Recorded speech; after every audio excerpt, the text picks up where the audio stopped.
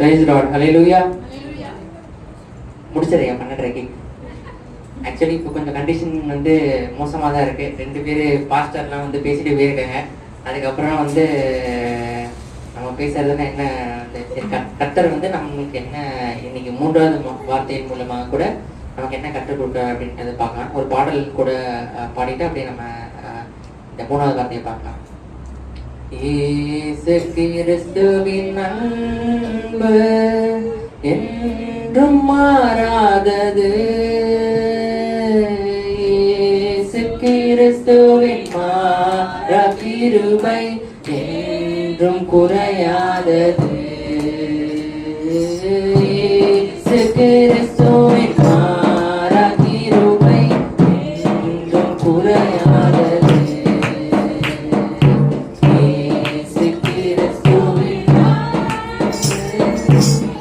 இயேசுவோட அன்பை பற்றி தான் நம்ம வந்து இந்த 3வது வார்த்தைகளை நம்ம பார்க்க போகிறோம்.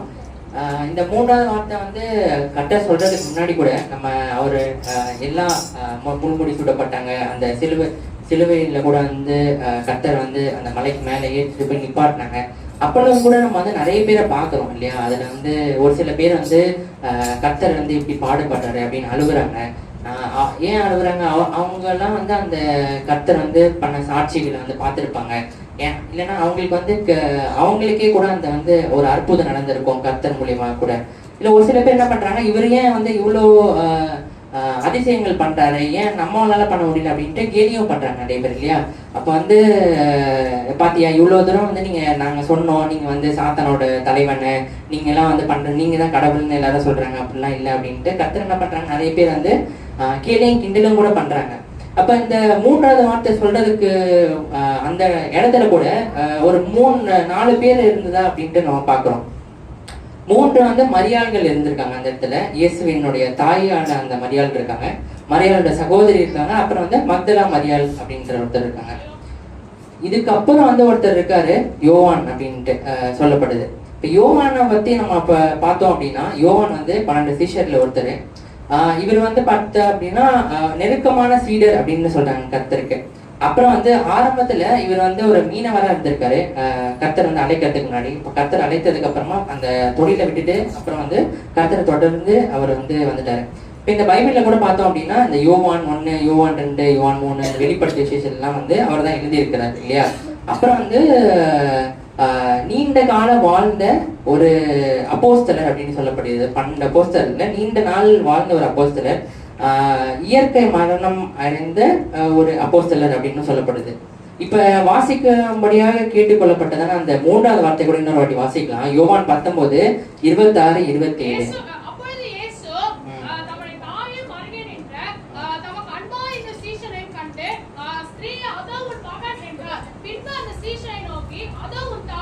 ஓகே, போதுமா?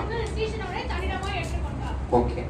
இப்ப இந்த 3வது வேலையிலும் கூட ஒரு 3 விஷயத்தை குறித்து நம்ம கர்த்தர் வந்து நமக்கு கற்றுக் கொடுக்க விரும்புகிறார். ஒண்ணு வந்து புதிய நேசம். இப்ப அந்த அப்போஸ்தலனாகிய யோவான் வந்து இந்த 12 பேரும் அங்க இருக்காங்க அப்படின்னு சொல்லல. ஒரே ஒருத்தன் அப்போஸ்தலன் மட்டும்தான் இருக்கான். அவர் வந்து இந்த மாதிரி காட்டி குடிக்கப்பட்டு அதுக்கப்புறம் வந்து கூட்டிட்டு வரும்போது இந்த 12 பேர்ல இவனும் ஓடி போயிட்டான். இவனும் வந்து அப்பா நான் வந்து அவரை ஃபாலோ பண்றேன், அவர் தான் வந்து என்னோட லீடர் அப்படின்ட்டு அவன் வந்து கூடவே இல்லை. அந்த 12 பேர் ஓடி போனதுல இவனும் ஒரு ஓடி போனவன் தான். ஆனா ஓடி போயிட்டு என்ன பண்ணிட்டான், திருப்பி வந்து கடைசியில சிலுவையில் அறையும் போது அவன் வந்து என்ன பண்ணான், ஏசப்பாவுக்கு முன்னாடிதான் வந்து அந்த மரியாள்களோட உட்கார்ந்துருந்தான். அப்போ வந்து இப்ப மரியாளும் நம்ம இருந்தாங்க இல்லையா, ஏசப்பாவோட அம்மா. அவங்க வந்து பூமியில அவங்க என்னதான் வந்து பூமியின் காரியமாக வந்து கர்த்தர் அவனோட பிள்ளையார் இல்லைன்னா கூட அவங்க வந்து ஒரு ராஜா இல்லை இயேசு. அப்ப வந்து இந்த ராஜாக்கு அந்த ஏழ்மையான அந்த குடும்பத்திலையும் கூட என்னென்னலாம் பண்ணணுமோ அப்படின்ட்டு அவங்க வந்து பார்த்து எல்லாமே பண்ணியிருப்பாங்க. அப்படிப்பட்ட ஒரு ஆண்டவரையும் வந்து நீங்க வந்து இப்படி மாதிரி காட்டு கொடுத்துட்டீங்களே, இப்படி ஒரு பொய்யான சாட்சியை சொல்லி அவனை வந்து இப்படி சிலுவையில அறைகிறீங்க அப்படின்ட்டு அவங்க அந்த நிலைமையில கூட அவங்க எவ்வளவு வந்து அவரோட பையனுக்காக வந்து அவங்க ஏங்கியிருப்பாங்க. அதனால வந்து அவங்க எவ்வளவு தூரம் வந்து புலம்பிருப்பாங்க அப்படின்ட்டு கூட நம்ம அந்த சிச்சுவேஷன் நம்ம பார்க்க முடியுது. இதே மாதிரி கூட நம்ம வந்து நம்மளோட நண்பர்கள்லாம் இருப்பாங்க இல்லையா, நம்மளோட நண்பர்கள் இருப்பாங்க, நம்மளோட உறவினர் இருப்பாங்க. இதே வந்து நம்ம சர்ச்சிலே கூட ஒரு சில மெம்பர்ஸ்லாம் இருப்பாங்க. எப்போ வந்து நம்ம துக்க காலத்துல இருக்கோமோ, எப்போ வந்து நம்ம ரொம்ப ஒண்ணுமே முடியாத நிலைமையில இருக்குமோ நம்மளை பத்தி வந்து கேலியும் கிண்டலுமா பேசியிருப்பாங்க. இருந்தாலும் கூட வந்து நம்ம அந்த அந்த டைம்ல அவங்கள பத்தி நம்ம வந்து ரொம்ப கோவமா இருந்திருப்போம், அந்த டைம்ல ரொம்ப வெறுப்பா இருந்திருப்போம். இருந்தாலும் கூட இன்னொரு வாட்டி அவங்க வந்து அவங்க மனம் திரும்பி நம்ம கிட்ட திருப்பி அதே நேசத்தோட அவங்க வந்து வரும்போது நம்ம வந்து மன்னிக்கிற விதத்துல நம்ம இருந்திருக்கிறோமா அப்படின்றத பத்தி நம்ம யோசிக்கணும். இந்த புதிய நேசத்துல இன்னொன்னு புதிய உறவு. இப்ப என்ன சொல்றாரு, இதோ உன் தாய் அப்படின்ட்டு யோவானை பத்தி சொல்றாரு. அப்புறம் வந்து மரியாள்கிட்ட இதோ உன் மகன் அப்படின்னு சொல்றாரு இல்லையா. இதே வந்து நம்ம வந்து என்ன பண்றோம், இயேசு கிறிஸ்துவோட நம்ம சொந்தக்காரங்களா இருப்போம். நம்ம வந்து அவரோட மனவாளனோ மனவாளட்டியோ இருக்கும் இல்லையா. இப்ப என்னோட வாழ்க்கையிலும் கூட இப்ப ரீசெண்டா ஒரு ஃபேமிலி ரிலேஷன் ஒருத்தர், அவங்க வந்து என்ன பண்ணிட்டாங்க, ஒரு சின்ன ஒரு ப்ராப்ளம்னால ஒரு மனக்கசப்பு மாதிரி ஆயிடுச்சு. அப்ப வந்து எங்க அப்பாவும் அம்மாவும் கூட வந்து கொஞ்ச நாள் பேசாம இருந்தாங்க. அதுக்கப்புறம் வந்து எனக்கு கொஞ்சம் என்னடா இப்படி பண்ணிட்டாங்க அப்படின்ட்டு ஒரு ப்ராப்ளமா இருந்துச்சு. அப்ப வந்து திருப்பியும் கொஞ்ச நாள் கழிச்சு என்னாச்சு, அம்மாவும் அப்பாவும் திருப்பி அதே உறவுலயே வந்து என்னதான் இருந்தாலும் என்னோட அண்ணன் தான், என்னதான் வந்து என்ன அந்த காரியத்துல இப்படி பேசிட்டாலும் கூட என்னோட அண்ணன் தான் அப்படின்ட்டு திருப்பும் அதே மாதிரி வந்து எப்படி முன்னாடி இருந்தாங்களோ அதே மாதிரி உறவோடையே அதே ஒரு பாசத்தோடையே வந்து இருக்கிறாங்க இல்லையா. அப்ப நமக்கு கொடுத்த குடும்ப உறவுகள் மீது வந்து நம்ம அன்பு செலுத்துறோமா? இப்ப வந்து ஏதாவது ஒரு ப்ராப்ளம் ஆயிடுச்சு, இல்ல வந்து அவங்களே நம்மள வந்து எதுவும் பேசிட்டாங்க அப்படின்னா அதே மாதிரியான நம்ம அன்பு வந்து நம்ம செலுத்துறோமா அப்படின்றத நம்ம பார்க்கணும். அதே மாதிரி கிறிஸ்தவ உறவுகள்ல கூட நம்ம இந்த சர்ச்சில் இருக்கோம். இப்போ ஒரு சில பேர் வந்து கொஞ்சம் ஃபீவரா இருப்பாங்க, இல்லை வந்து உடல் பலவீனங்களா இருப்பாங்க, இல்லை வந்து பண கஷ்டமா கொஞ்சம் இருப்பாங்க. அந்த நேரத்தில் நம்ம போயிட்டு அவங்க குடும்பத்துக்காக இல்லை வந்து அவங்களோட தேவைகளுக்காக நம்ம போய் அவங்களை சந்திச்சு அவங்கள வந்து பாக்குறோமா? அதே ஒரு இப்ப நம்ம எல்லாம் உறவுன்னு தான் சொல்றோம் இல்லையா. நம்ம எல்லாமே ஒரே சர்ச்சு. இப்ப நம்ம வந்து ஒரு சில பேர் இதெல்லாம் நம்ம உறவுல வந்து ஒரு சில பேர் நல்லா ஒரு கஷ்ட காலத்துல இருக்கும்போது நம்ம போய் வந்து அவங்கள பாக்குறோமா, ஜபிக்கிறோமா அப்படின்றது அதுவும் வந்து நம்ம தியானிக்க வேண்டிய காரியமா இருக்கு இல்லையா. அப்புறம் வந்து மூணாவது ஒரு காரியம், புதிய பொறுப்பு ஒன்று தராது. என்ன பொறுப்பு தராது ஆண்டவர்?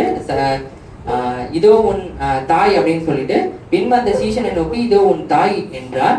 அந்நேரத்தில் அந்த சீஷன் அவளை தன்னிடமாய் ஏற்றுக்கொண்டார். அவர் வந்து கர்த்தர் என்ன சொல்றாரு, யோவானை பார்த்து இதான் உன்னோட தாயின்னு சொல்றாரு.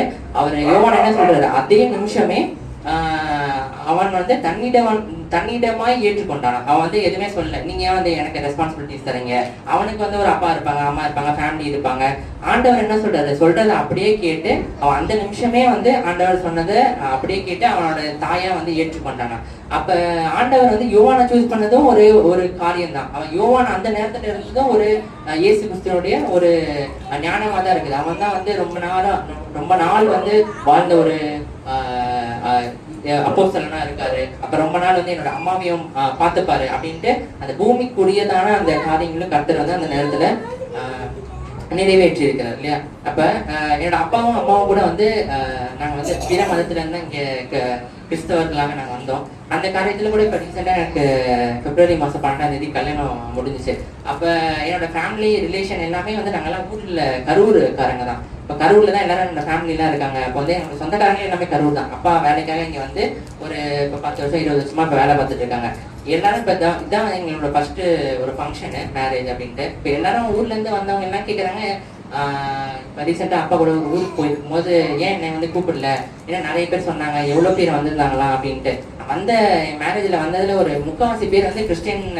இங்கே வந்து அப்பா போயிட்டு பிரசங்கம் பண்ணுற சபைகளில் இருக்கிற உறவுகள், அப்புறம் வந்து இங்கே இருக்கிறதான எங்கள் சொந்த பந்தக்காரங்கள் தான்.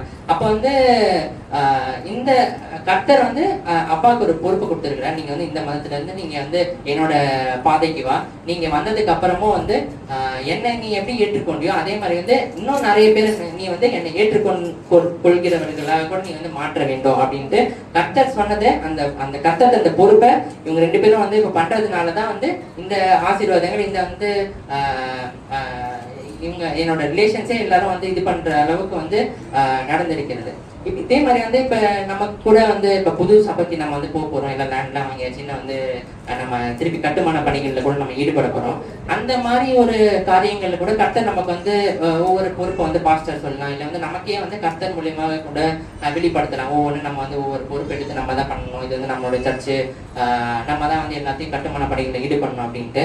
அப்ப அந்த வேலையில கூட நம்ம வந்து யோவான் மாதிரி வந்து உடனே வந்து நம்மளுடையதான் நம்ம அதை ஏற்றுப்போமா, இல்ல வந்து நமக்கு அந்த நேரத்துல வந்து வேற ஏதாவது ஒரு காரியங்கள் இருக்குது, வேற ஏதாவது ஒரு தேவைகள் இருக்கிறது அப்படின்ட்டு இதை வந்து நம்ம உதாசீனம் பண்ணுவோமா, அது நம்ம கொஞ்சம் யோசிக்கணும். அதே மாதிரி வந்து இப்ப நம்ம VBS ஸ்டார்ட் ஆக போகுது இந்த சம்மருக்கு. அதே மாதிரி வந்து இன்னும் நிறைய இப்ப நம்ம ஈஸ்டருக்குலாம் நம்ம இந்த குடுத்தல ஞாயிற்றுக்குலாம் நம்ம போயிருந்தோம். அப்ப அதெல்லாம் காரியங்கள்ல வந்து கர்த்தர் நமக்கு பொறுப்பு கொடுக்குறாரு. இது மாதிரி வந்து நம்ம போகணும், நம்மளுடைய இயேசு கிறிஸ்துவனுடைய அந்த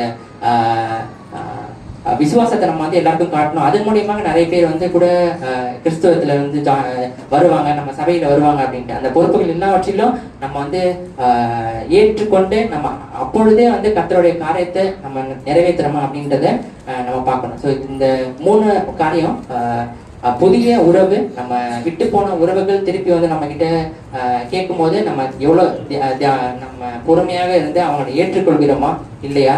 அதே மாதிரி வந்து புதிய உறவு, நமக்கு வந்து கொடுத்திருக்கிறதான உறவு, குடும்ப உறவுகளா இருக்கலாம், கிறிஸ்தவ உறவுகளா இருக்கலாம், நம்ம வந்து அவங்கள உண்மையாவே உறவா கன்சிடர் பண்ணி நமக்கு எப்படி வந்து இருக்கிறதான பாவங்கள், இருக்கிறதான தேவைகளை நம்ம எப்படி நம்மளோட ஃபேமிலியில ப்ரேயர் பண்ணி ஜெபிக்கிறோம், அதே மாதிரி நம்மளுடைய உறவுகளையும் நம்ம வந்து அவங்களுக்காக ஜெபிக்கிறோமா, அதை பத்தி நம்ம கொஞ்சம் தியானம் பண்ணணும். இன்னொன்று வந்து நமக்கு கொடுக்கறதான பொறுப்பு, நம்ம திடீர்னு கர்த்தர் ஏதாவது சொல்லுவாரு, அதை நம்ம அதே டைம்ல நம்ம எடுத்துக்கிறோமா, அதை வந்து எப்படி நம்ம கன்சிடர் பண்ணி அதை வந்து நம்ம அப்ளை பண்றோம் அப்படின்றத பத்தி தான் நம்ம இந்த 3வது வார்த்தையில நம்ம பார்த்துக்கிட்டோம்.